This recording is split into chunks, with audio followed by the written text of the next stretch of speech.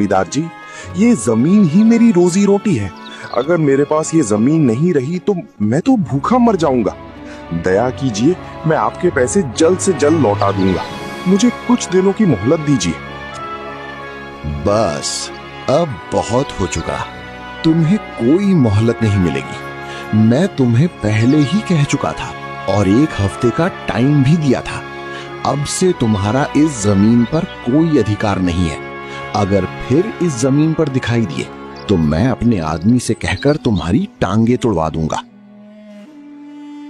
कबीर निराश होकर अपने घर लौट जाता है। उसी दिन बहुत तेज बारिश होने लगती है। बारिश इतनी तेज होती है कि उसका सामना कबीर का कच्चा घर नहीं कर पाता और उसका घर पूरी तरह से गिर जाता है। भगवान, ये कैसी परीक्षा है।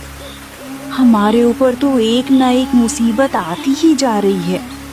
पहले जमीन हाथ से गई और अब हमारे सिर पर छत भी नहीं रही। अब हम कहाँ जाएंगे, कहाँ रहेंगे? ये बारिश तो रुकने का नाम ही नहीं ले रही। फिर कबीर और आरती रमेश के घर जाते हैं।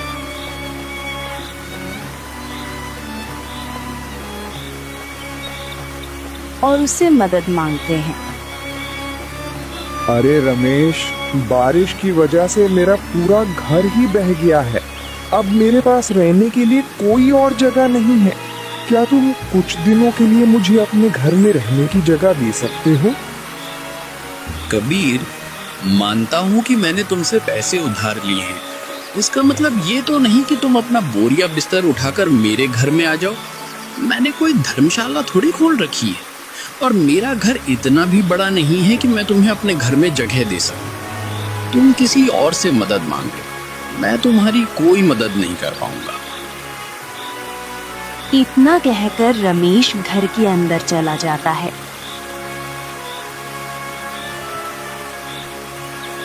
इसी तरह कबीर पूरे गांव में मदद मांगता है, पर कोई कबीर की मदद नहीं करता।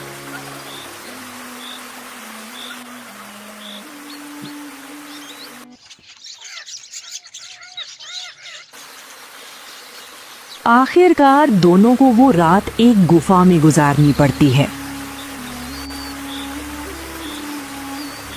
देख लिया आपने लोगों की मदद करने का इनाम? मैं आपसे हमेशा कहती थी, बड़ा दोस्त दोस्त कहते थे ना आप रमेश को। अब कहाँ गया आपका बड़ा दोस्त? निभा ली उसने अपनी दोस्ती। जब उसकी जरूरत थी तब तुमने उसकी मदद की, और जब हमें उसकी जरूरत है तो उसने हमें एक दिन के लिए भी अपने घर में नहीं रखा। इतना एहसान फरामोश इंसान मैंने अपनी जिंदगी में नहीं देखा। आरती, तुम फिक्र मत करो, मुझे अपने भगवान पर बहुत भरोसा है और जो हो रहा है अच्छा ही हो रहा है। अगर ये समय नहीं आता तो मैं रमेश की असलियत कभी पहचान ही नहीं पाता। अच्छा हुआ कि भगवान ने मुझ पर ये समय लाया। बुरे समय में ही लोगों की पहचान होती है। और तुम चिंता मत करो, हमने कभी किसी का बुरा नहीं किया है।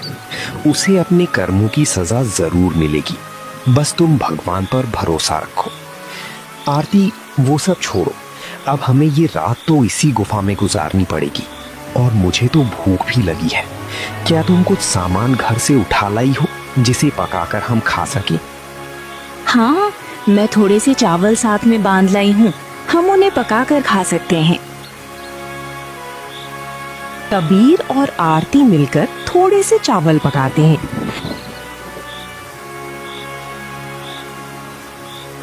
तभी अचानक गुफा के बाहर एक साधु बाबा खड़े होते हैं। तुम दोनों इस गुफा में क्या कर रहे हो? बाबा जी, बारिश में हमारा घर बह गया। अब हमारे पास रहने के लिए कोई घर नहीं है। हमने पूरे गांव में बहुत जगह बहुत लोगों से मदद मांगी, पर किसी ने हमारी मदद नहीं की। इसी वजह से हमें इस गुफा में रहना पड़ रहा है। कोई बात नहीं बेटा, ये बुरा समय भी टल जाएगा। मैं चलता हूँ। साधु बाबा जाने लगते हैं। अरे बाबा, आप कहाँ जा रहे हो? इतनी बारिश में आप कहाँ जाओगे? एक काम कीजिए, बारिश रुकने तक यहीं हमारे साथ गुफा में ठहर जाइए। जैसे ही बारिश रुकेगी आप चले जाइएगा। और हमने थोड़े से चावल पकाए हैं।